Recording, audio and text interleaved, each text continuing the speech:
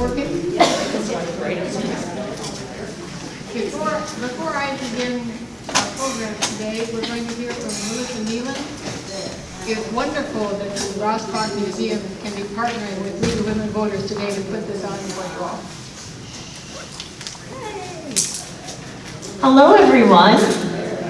We're so excited to have you here at the museum. The Dunn County Historical Society is just chuffed. I've been watching a lot of British television lately, so chuffed is the word.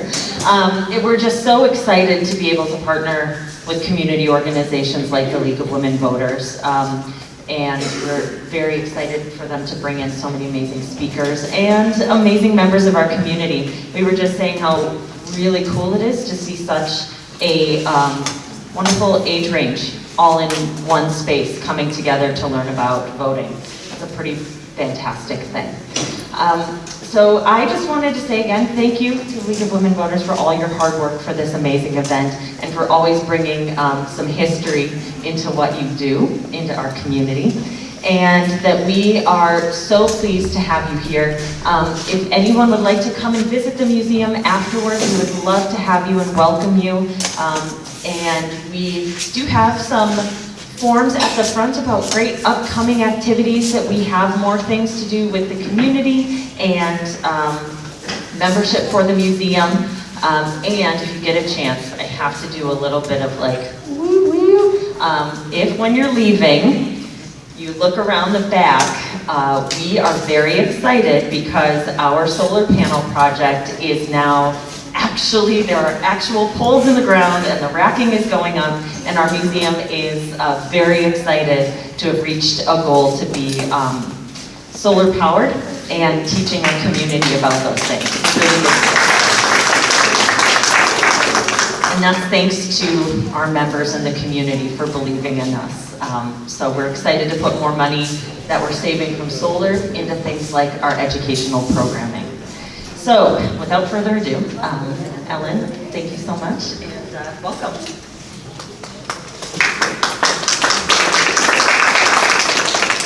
Thank you, Melissa. And thank the Russell J. Rossbach Museum. I'm going to put these on. Because there are too many things to remember in my short period of time here. Not to be able to read them.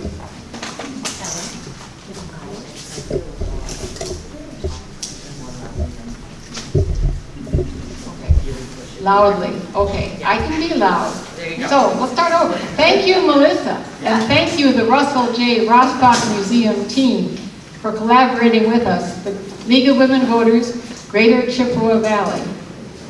We started out our league about 6 years ago, and we're still working on getting better at what League of Women Voters is supposed to do.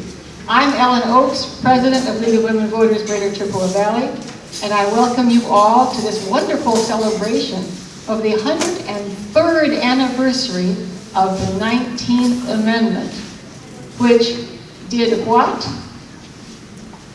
Women the right to vote. Granted women the right to vote. Equal means equal. I'll start by reminding the Girl Scouts among you to turn in your passports if you haven't done so already, because that's part of getting the badge you're working on, your democracy badge. As a longtime Girl Scout myself, I know that badges are cool. Juliet Lowe started Girl Scouting in 1912, 8 years before she was allowed to vote.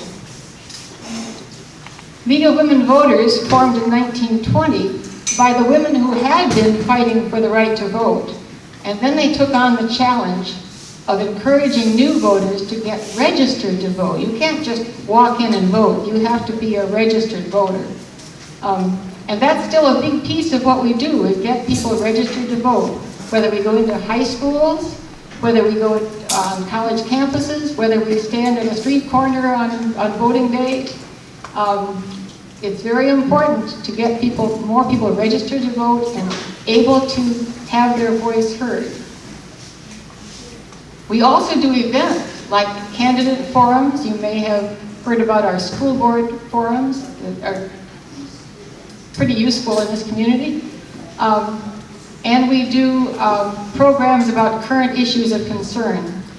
We do not support parties or individuals who are running for election. We are nonpartisan. That's what nonpartisan means. We don't support Democrats or Republicans or Green Party. We don't support this person or that person who's running for office. But we do support voting, and we support paying attention to what's going on in your country, in your local community, and it matters. I have served on our Dunn County Board of Supervisors, and 1 year I won my office by 1 vote. We also support things that matter to everybody, like clean water, clean air, safety rules, and fairly conducted elections. We welcome differences of opinion because that's where good ideas get forged. Any voter can join League, men too. So if you're here and you would be interested in joining the League of Women Voters, we can help you do that today. And that reminds me of 2 things. We could use some more volunteers. You don't actually even have to join League of Women Voters to help us out at a voter registration day if you're paired with somebody who's a League member. But if you join, it makes it easier. We're going to have a training day coming up on the 29th of August. And that will be one that you can get online. If you go to our website, I'm sure any League member here can tell you how to do that. Let's hear it for volunteers. Volunteers make the world go round. I want to hear that from you guys. Let's say, yay, volunteers. Yay, volunteers. You bet. We can't do without them. And number 2, those of you who are here today who are members of League or who are about to join members of League, so you could sign up, we're having a short business meeting at the end of today at 3:30. And we need everybody to stay that's eligible as a member, so we have a quorum. So just remember that. Please don't wander off with your ice cream. Okay, I'm going to introduce you to each speaker just before she starts speaking. And the speaker will come up to this microphone to do what? We can't hear you. You can't hear you. Oh gosh, I have to just about eat this microphone. Okay, so I'm warning you guys. Okay, I promise not to lick it. So I'm going to ask each speaker to come up one at a time. And first up will be Connie Russell. She is one of 29 supervisors on the Eau Claire County Board. Having been first elected in 2018, she is now in her 3rd term on the board. She has also worked as an election inspector at several poll sites in the city of Eau Claire. Connie grew up on a farm near Fall Creek as a graduate of UW Eau Claire and retired as associate registrar at UW Eau Claire after 35 years of service. Connie, welcome.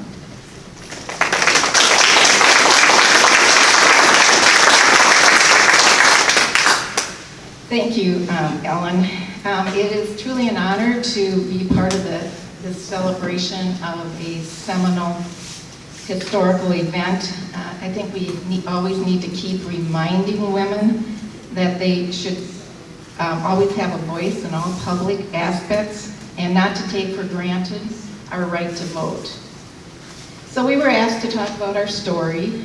So my story is, ever since I was a little girl, I dreamed of being a county board supervisor. I was always a little disappointed there wasn't a Barbie that was dressed like a county board supervisor that inspired me. But I persevered, and at the age of 67, I achieved my dream of being a county board supervisor. That isn't really what happened. The path was a little more typical. district supervisor for my district, after 26 years, decided to hang it up. So there was an open seat, and as these things go, somehow I was persuaded to run for county board. And like my predecessor, I didn't have an opponent. So I can't speak to the experience of being out there, hitting the sidewalks, dropping lit for myself. I've worked for other candidates, and I know many of the women colleagues that I have on the board have done just that, have done the actual campaigning. So, but I can't really speak to that. I've been lucky enough not to have an opponent so far. I was wondering, how many of you know what district you live in for your county and who your county board supervisor is? Yeah. That's pretty typical. I think many people don't know who their county board supervisors are or even have an in-depth knowledge of what counties do. I can't say I was any more informed than the average voter. It was kind of a learning curve. I had to get up to speed. And that makes it pretty interesting as well as challenging to get up to speed and learn about everything that counties do and all the county operations. I told people that it's a little bit like going back to college and taking a bunch of college courses. What I have found is that county boards and county leadership in Wisconsin tends to be very white male dominated. There are women on county boards and local government. I will mention that in my second term, Eau Claire County was one of few, if not the only county that had a majority of women on the county board. We had 15 out of 29. We're back to having 17 men and 12 women now.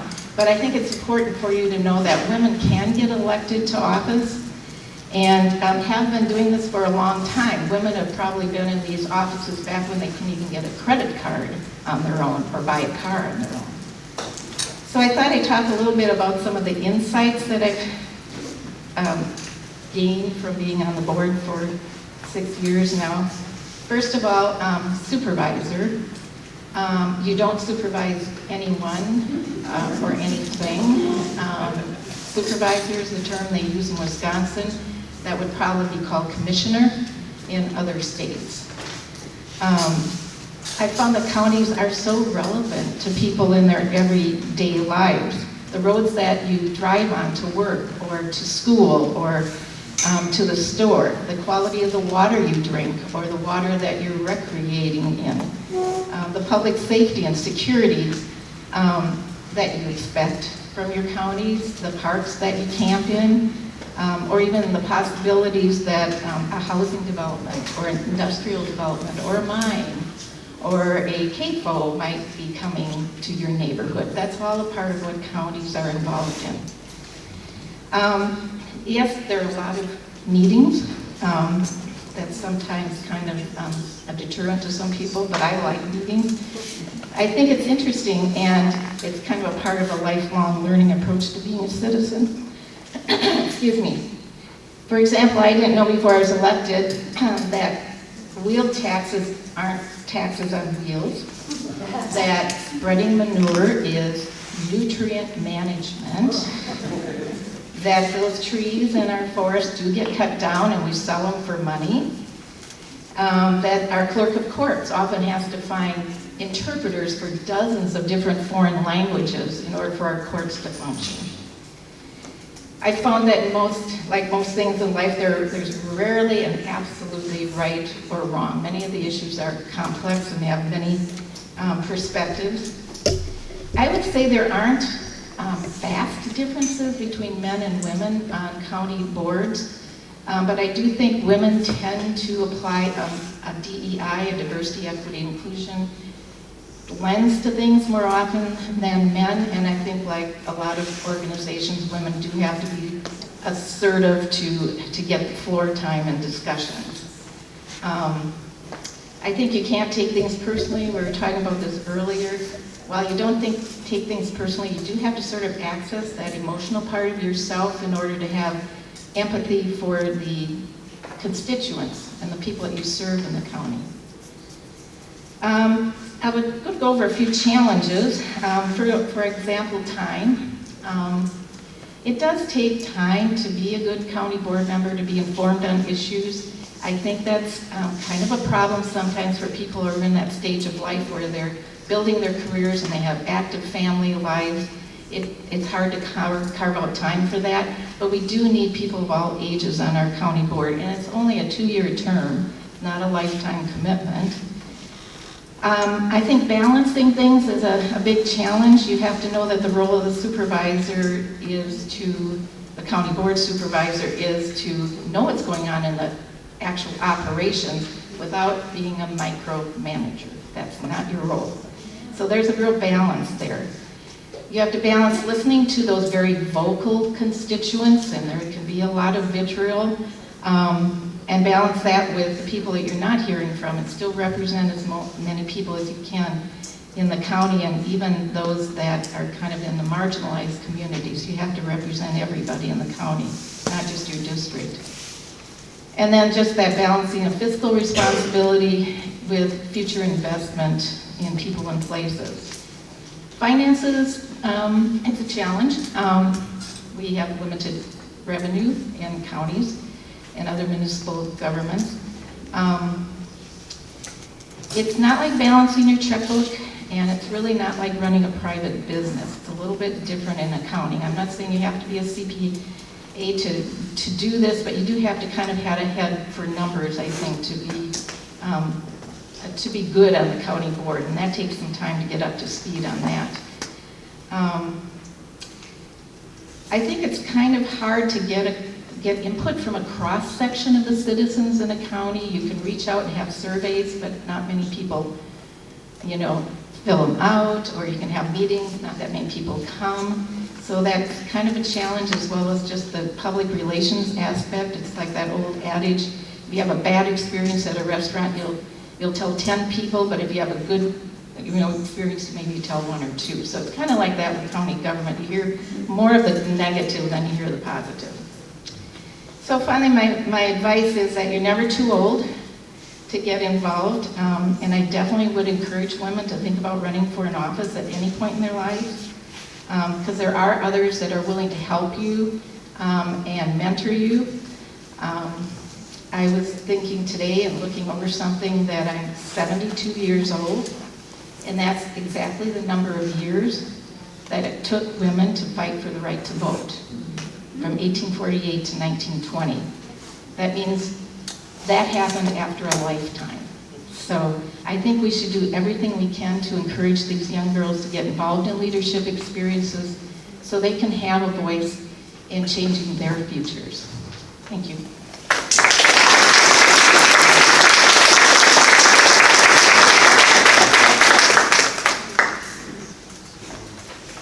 Thank you, Connie. You brought back a number of memories. Okay, our next speaker is Rachel Henderson, and she's an organic fruit farmer. That's awesome. We've been gardening organically for 50 years, my husband and I, and we still are trying to learn how to do it. Organic farming advocate and mother. She's been in the Menominee area since 2009. In 2022, Rachel was elected to the Menominee School Board. In April of this year, she was selected for board president.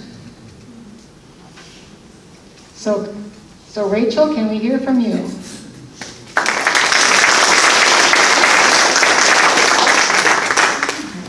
Thank you. And thank you for having me here today.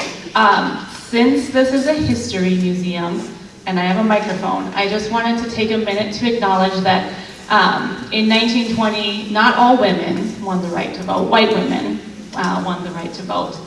And I wanted to say that in part because I think that's why being here today and what the League of Women Voters does is so important.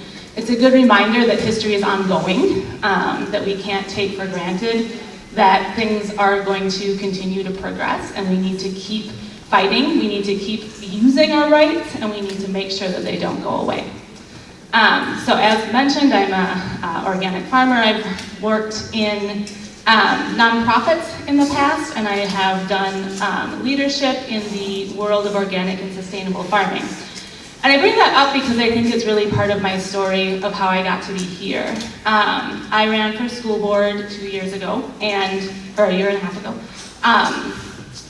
And it was a hard decision to decide to jump into running for office. That can seem really, really daunting to decide to put your name on a ballot, and unlike the previous speaker, I did have to go out and knock on doors and distribute literature and make my name known. And that felt like a really big leap. And deciding to do it, for me, was made a lot easier by having had some previous leadership experience. And I think that a lot of people think about running for office, you sort of think about what is the first office you might run for, and maybe it's the school board, or maybe it's a county board, or a town board. But I think there's a lot to think about before you get to that stage. I spent some time serving on nonprofit boards. I was also the county chapter president of our local farmers union chapter. And I spent a lot of time learning about what it means to lead, and what it means to decide to take on a position like that, and what you do when you're in a position like that. And I think for a lot of people think about leadership as something you earn, as a position you sort of either through the work you put in or through the position you hold, a kind of something that you achieve and you earn and then you have, and it's a title that you have.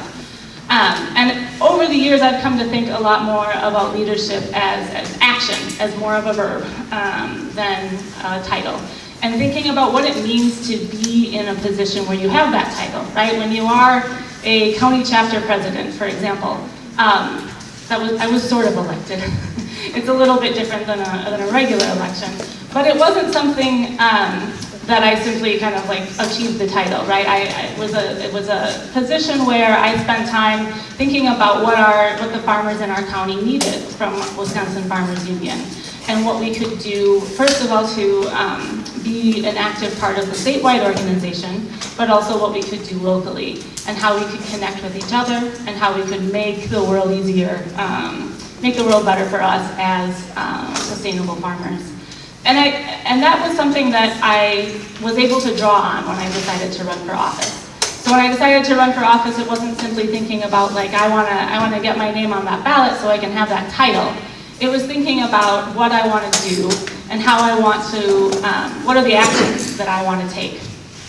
So just as the previous speaker talked about all of the ways in which a lot of us are ignorant of how county boards touch our lives, which I've come to know are a lot, and I really appreciate the county board work.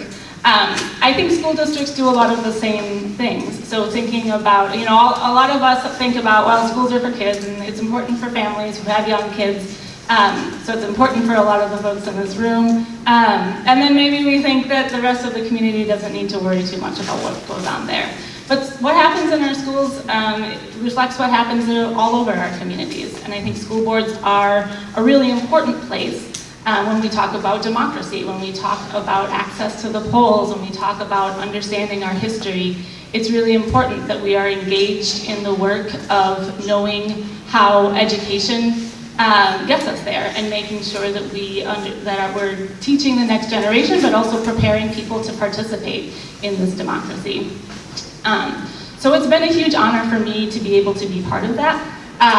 As far as, I kind of did a much better job than I did in terms of preparing with some advice, so I might just like defer on that until people actually ask their questions and want to know more.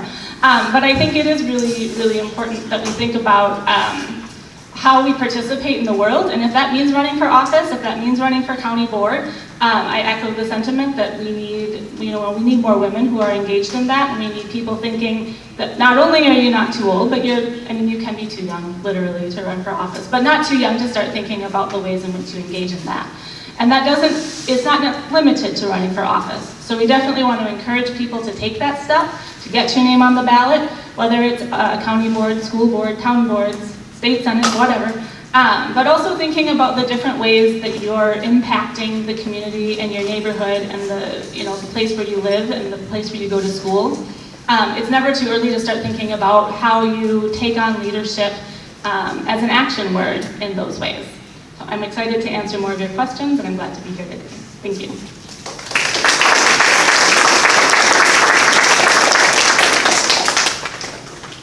Thank you, Rachel. I remember that school board election. Well, I remember several.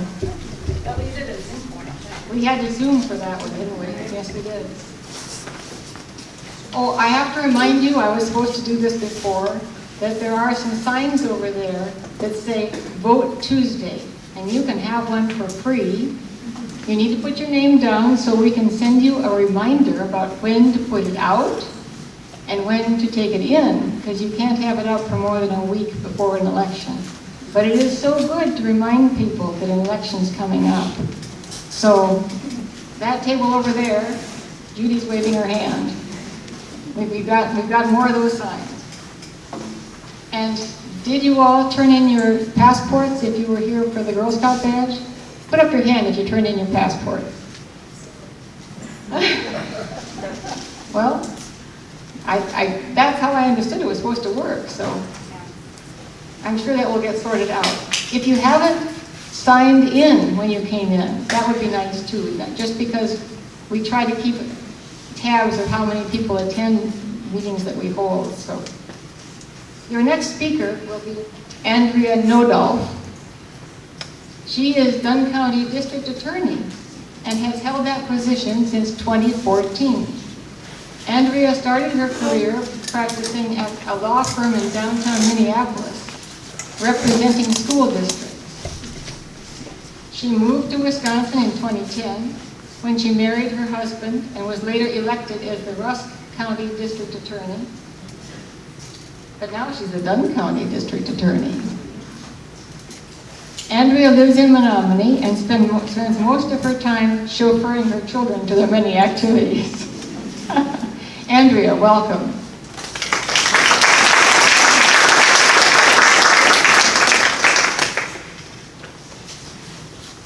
Hi, thank you for having me.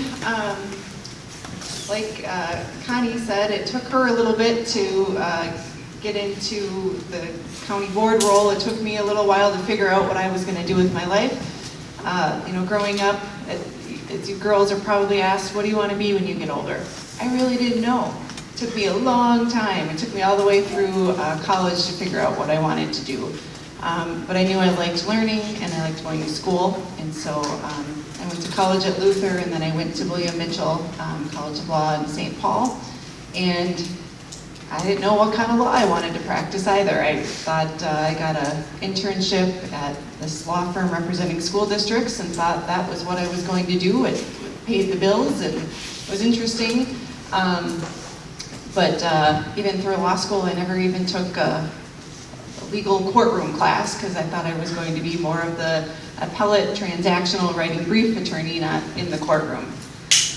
As life has it, I'm in the courtroom now every day. And so I was fortunate to meet my husband, Brian. He's an attorney in Eau Claire as well, and started off, where I could get a job is where I went. So I went to Rusk County and started practicing there, and never thought or never had a desire to hold public office, but I did decide I wanted to kind of determine how I wanted the office to go and how I wanted to run, and if I wanted to have a bigger say, I had to stand up and run for office. And so ran for office in Rusk County, and then started having children, and decided that Dunn County, it was something too that just I wasn't looking for. It just kind of turned up, and decided this would be a great place to raise our family. There's more opportunities and activities for the kids. And so, as a district attorney, most people, in my opinion, don't really care until it bothers you, or until you're a victim of a crime or know someone who's been, accused of committing a crime. But my office, prosecutes any type of case from a speeding ticket all the way to a homicide charge. And so my office, what we do is receive reports from law enforcement, and it's my job to review those reports. And now in this day and age, there's body cameras and squad cameras and cell phone downloads, and so there's so much data. But then it's to make a determination as to whether a crime should be charged, and then whether it should be resolved short of trial or take it through trial. I started off with the OWI cases and worked my way up, and now I pretty much do the homicides and the sexual assault cases. And so, I'm fortunate, as I was 30 when I became the district attorney in Ross County. So, fortunately, law school is pretty, in my opinion, it was 50-50, 50% male, 50% female. But it seems to be the higher, older men practice for a long time, and they're kind of in charge. And so, I didn't really, I had a little bit of turmoil with speaking my mind, because I speak my mind, and if I want something said, and so, I had a little bit of bumps in the road, given some of the older seasoned attorneys or, seasoned judges that I worked with, but, my advice for you girls out there is if you, prove yourself and get results, you'll get people to follow you, and you'll get people who will support you and encourage you, because at the end of the day, you gotta get stuff done. And so my philosophy has been just work hard and do your best and be kind to everyone you encounter, and that will lead to a lot of success in your life. Right now in my office there's 4 other attorneys, 1 other female and 3 males. And then here in Dunn County we have 2 male judges and 1 female judge. So, I see when I'm picking a jury and trying to, plead my case to a jury, it's men and women, and I do think it's important to have both sides and to make sure that women and you girls are a long way away, but when you get older and if you have a family and have kids, it's a tough battle to balance raising a family and being the best mom you can, and also being the best at your job and holding public office. But it can be done. Some advice from some of my college friends who got married before me, and I don't know if this is appropriate for this setting, but I'm going to share because it's worked well in my life and my marriage, is, I grew up, my mom stayed at home and she did the cooking, the cleaning, the raising of the kids. And it's important to make sure, if you want to have a career and hold public office, to make sure that both you and your partner are sharing those responsibilities. And so one of my college friends said, if you take out the garbage every day, your husband will never take it out. So make sure that you, at the beginning, the first year is the most important, to establish those roles. And so, work with, you need a lot of support. It's a lot of work these days to have a busy career and raise a busy family, and but you can all do it. So thank you.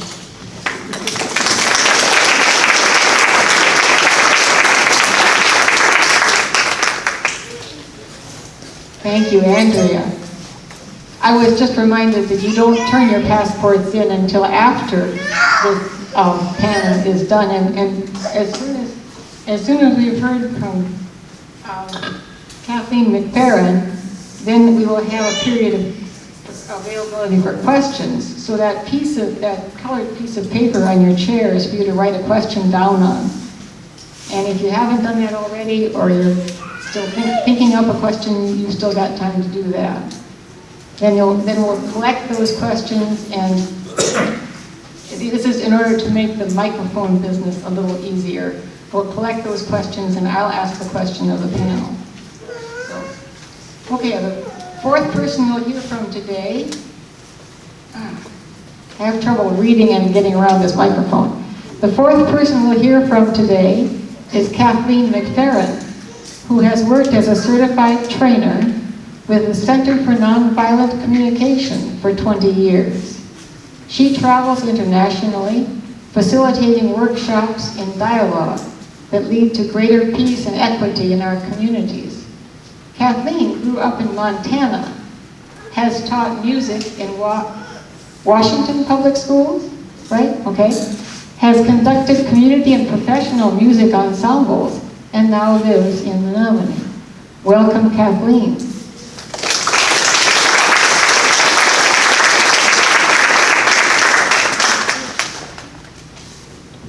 Thank you so much. Let me get the mic right. Can you hear me now? Okay, great. I may need to just hold this. Thank you to it's amazing to hear your stories and the advice. Like I'm so in favor of that. So I'm just curious, how many people want to make the world a better place? Kind of, yeah. Then I'm in the right place. I love being in rooms where people are trying to figure out, how do we make a better world? And I'm not here because I was ever in any elected office. I'm here because I think we're all leaders, and the world is desperate for compassionate, kind leaders. And I just find that in schools, in my neighborhoods, in families, that when we show up and we talk about the things that we care about, people listen, right? Do you have friends that listen to you? Yeah. That it has to do with when I talk about what is important to me, and you talk about what's important to you. Then we can start listening to one another and working together and collaborating. And I really think leadership is about how do we work together? How do we work across our differences?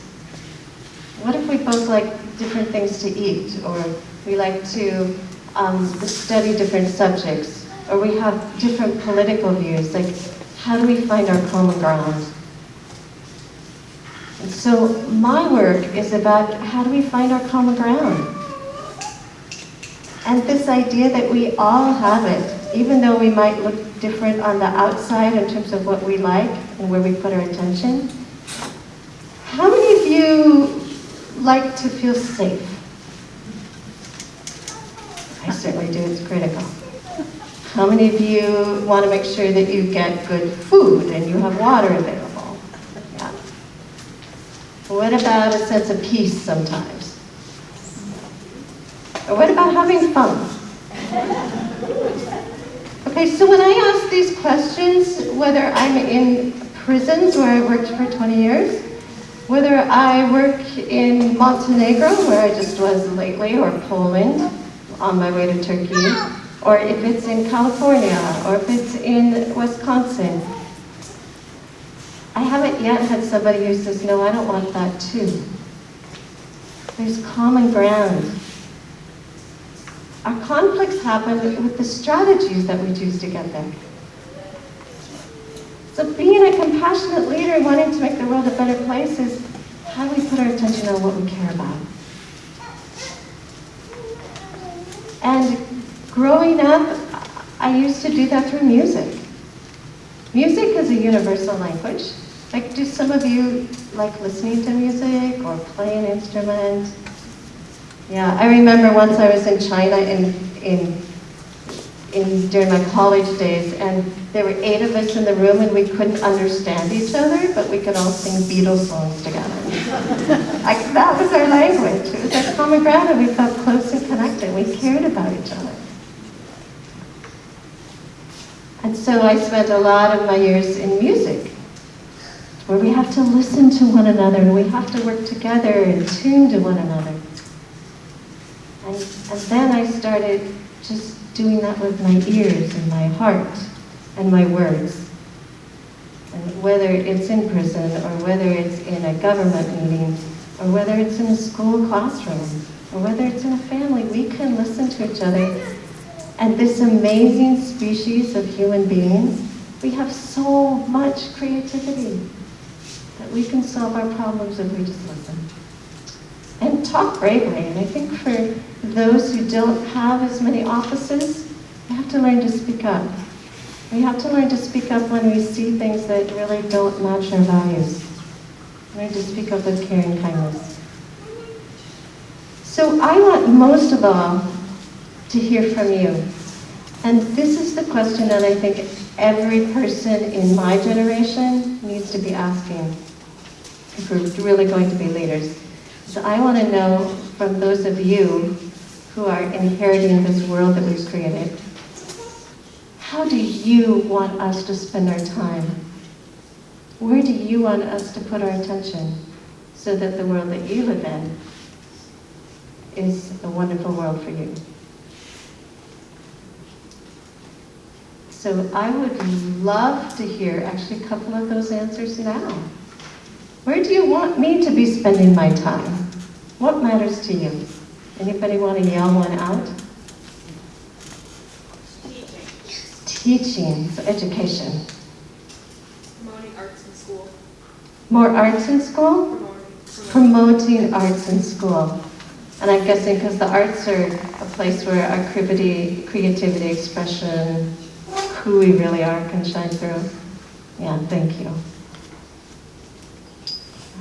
What else? Where else would you like me to spend my time?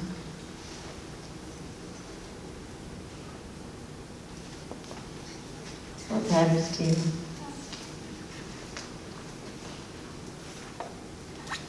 I'm going to let you think about that, and after we're done, I want you to come up and let me know, okay? I think it's time for questions now.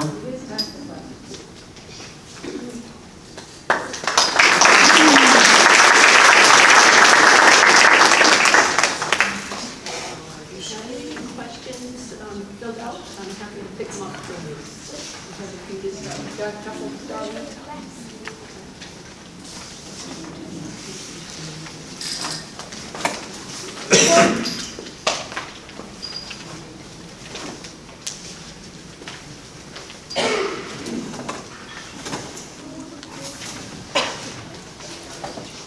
So we're going to be sharing this microphone. It has a long cord.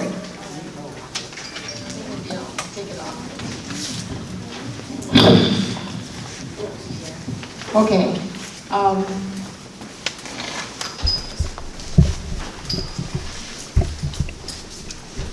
So someone wants to know what benefits have you received from your leadership experiences? And I'm going to let you decide whether you want to answer this or not, rather than assign it to you.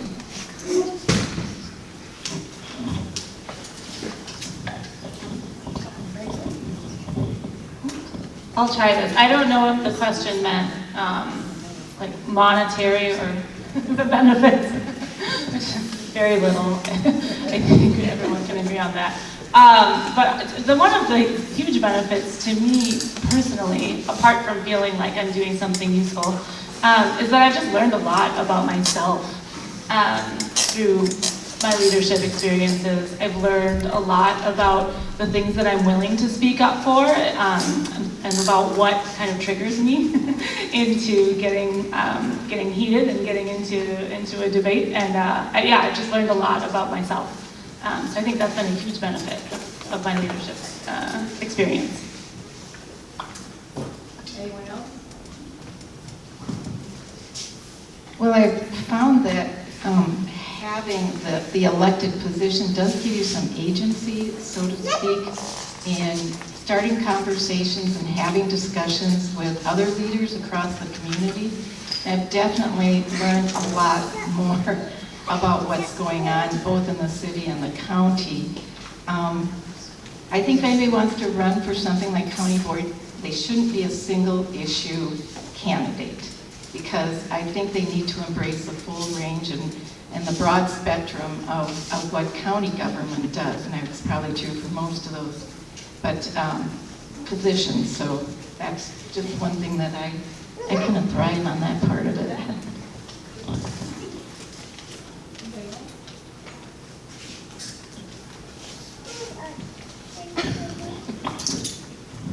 Have you faced any barriers in your career due to being a woman?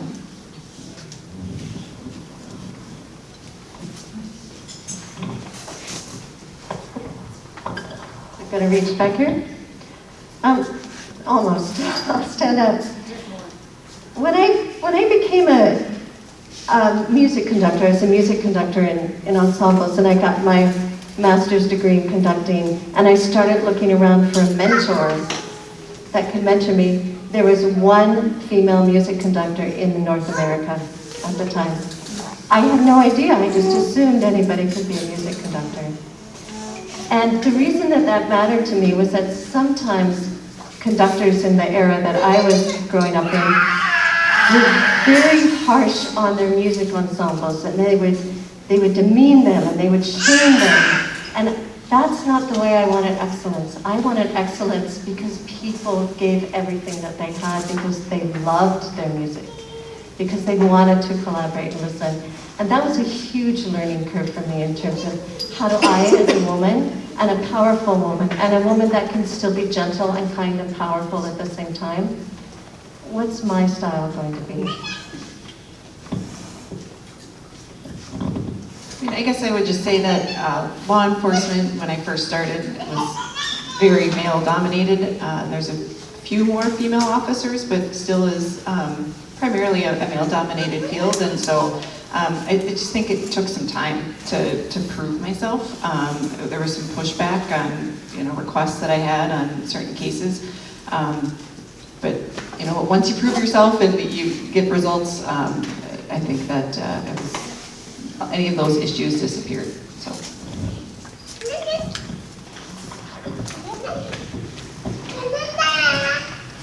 How can we encourage more women to run for elected offices?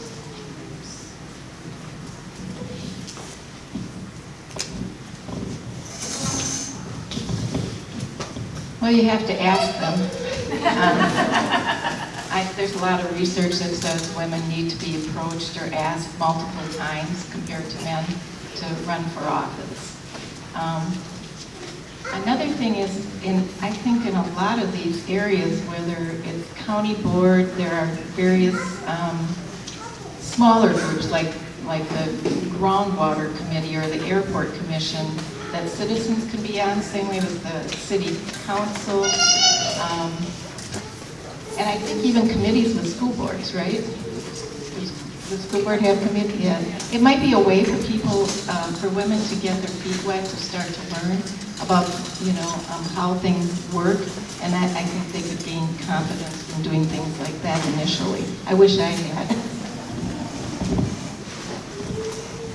Yeah, I would agree with that. I do think, as I said before, I think dipping your toes into the idea of leadership is really important, and encouraging all of the women we know to take that on.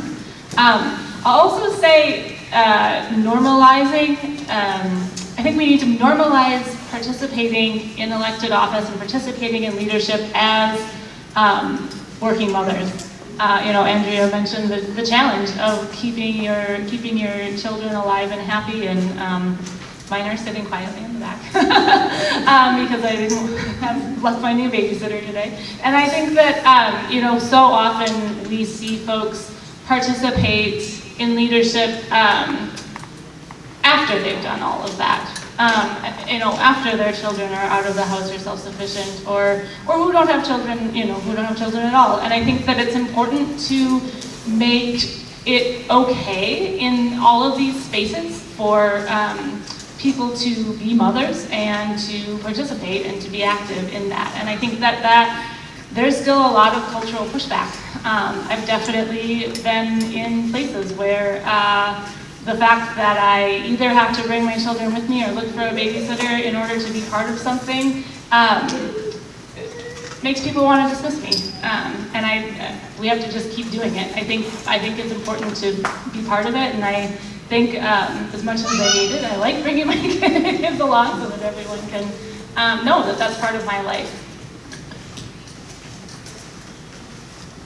The only thing I would add is there's just no way I could have my position and maintain my home life without the support and love of my husband and my parents and in-laws.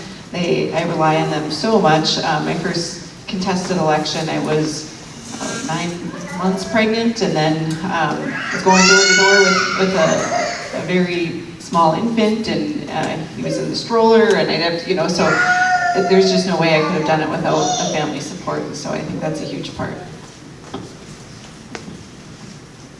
Andrea, since you've got the microphone, the next one is kind of in your ballpark.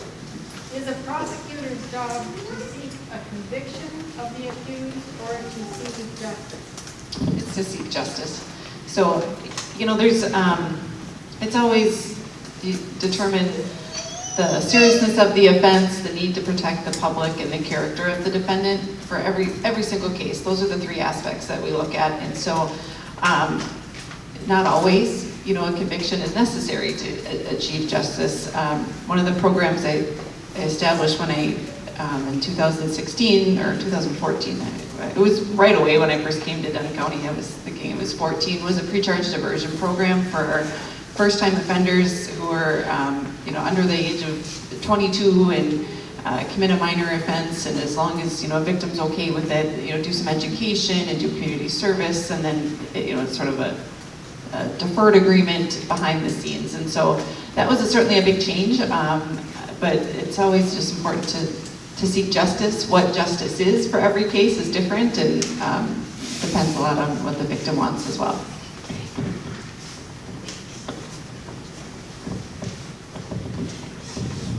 What is one of the favorite parts of the position you hold? I think everybody gets to answer this one. What is one of the favorite parts of the position you hold?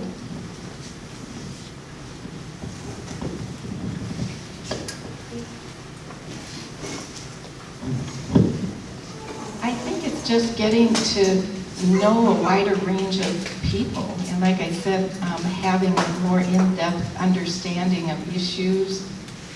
And I keep seeing ways to connect dots, that there are so many things that are intersectional and interdependent. And I don't think if I wasn't on county board, I might not see those connections. I think for me on the school board, one of my favorite parts has been getting to connect more deeply with our schools. And get, as a board member, we get invited into different events, and some of them are open to the public, but we might not know about them, and some are not. We're invited into classrooms or to different things happening in the schools that, previously I was very, very engaged in the school my children went to, and less so in the rest of the school system. So being able to participate in those things, to meet, get to know the teachers and the other school staff, get to know families at schools that aren't the ones we attend, has been really rewarding. Can I agree with Connie on this one? Just getting to know all kinds of different people. As a prosecutor and certainly for trials, I meet with all kinds of witnesses, professional and citizens who are maybe impacted or called, and I get to ask individuals personal questions you wouldn't ask a normal person, And so I get to know people and their backgrounds, and it's just fascinating, and it's really shaped me as a person, all the different backgrounds and certainly traumatic events that others have gone through. So that's my favorite part. Mine will be similar. One thing that hasn't been mentioned is I'm an assessor for this international organization, so I support people who want to become certified trainers internationally in this work.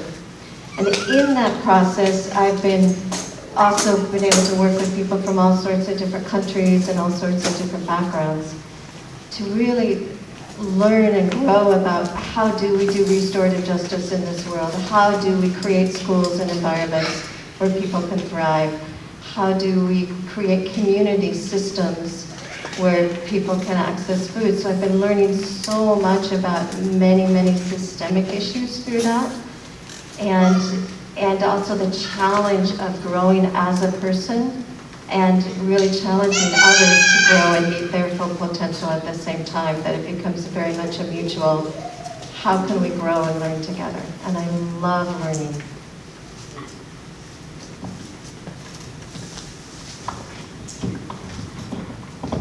What do you think is the most significant barrier to female leadership?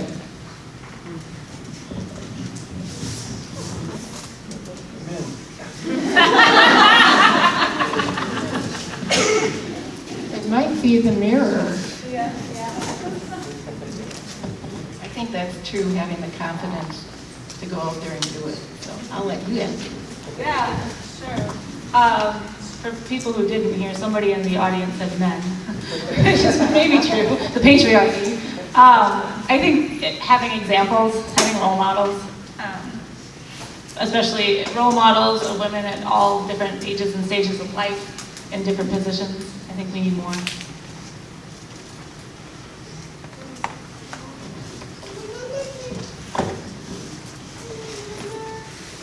For me, I appreciate the humor of men but I really want to talk about that there's a difference for me between the systems, the laws, the policies that have been developed that make it harder for some people to achieve or step into leadership than others in so many different ways, and the individuals that are supporting, because I know that most of my greatest support in my life has come from the men in my life, and and looking in the mirror.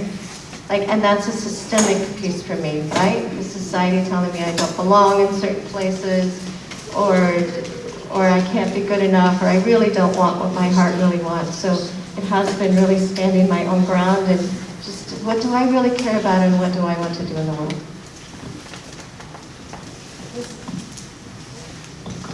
Specific question for Andrea. Do you have aspirations to be a judge? At this point, no. I really enjoy the criminal world. It's changing all the time. Well, I mean, prosecuting. In criminal, I'm getting more patient as I get older, but sometimes just the family law cases, I just don't know if I have that patience and ability, to hold the position as well as I should. And so I think maybe once my kids are grown up and I maybe get that patience and more life experience, I'll want to embark on that, but I'm very happy as the DA right now. Keep the microphone down there. This is one close to my heart. How did women get the right to vote?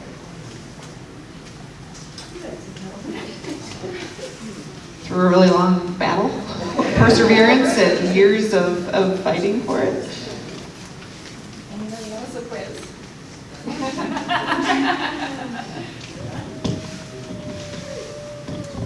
By one vote. There was one guy that listened to his mother. And really, it was by one vote. So, Tennessee. yeah, in Tennessee. So never doubt the power of your vote, too.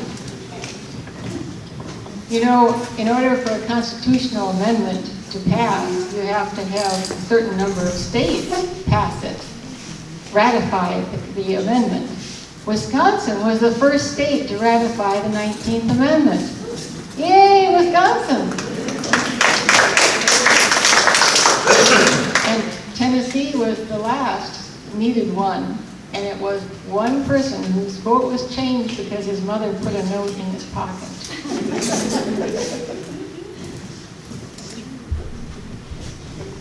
I think we're running out of time here. We have to move along, so. Questions later after. Judy is reminding me that you will have an opportunity to talk to these wonderful women up here. We are going to wrap it up with a song, and there's a song on your bench, your chair. And I'm not going to use the microphone for that, but I am going to use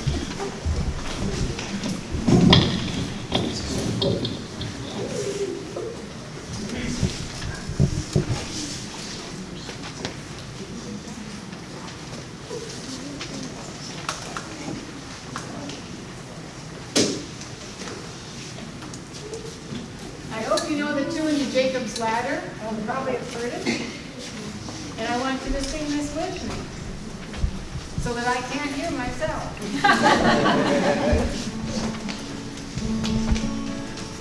We are weaving Sarah's circle.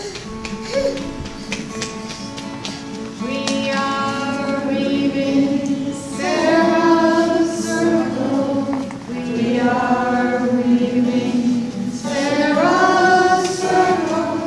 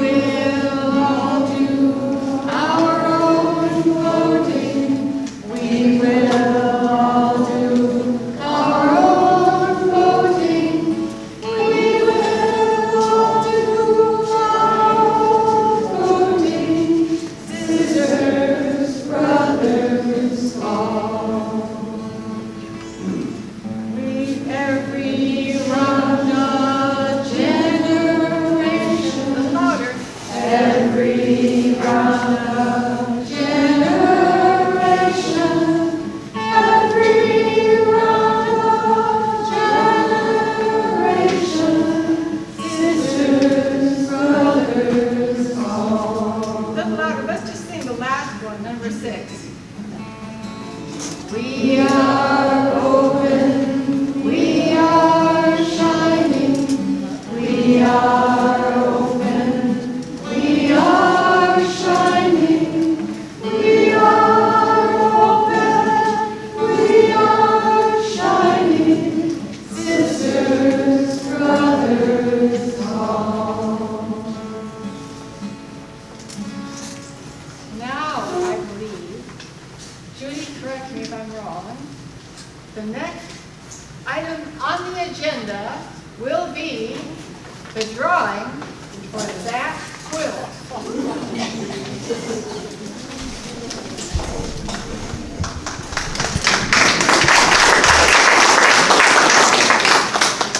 But first, I've been asked to announce that the final 5 voting winners are campaign finance reforms and fruit punch starters.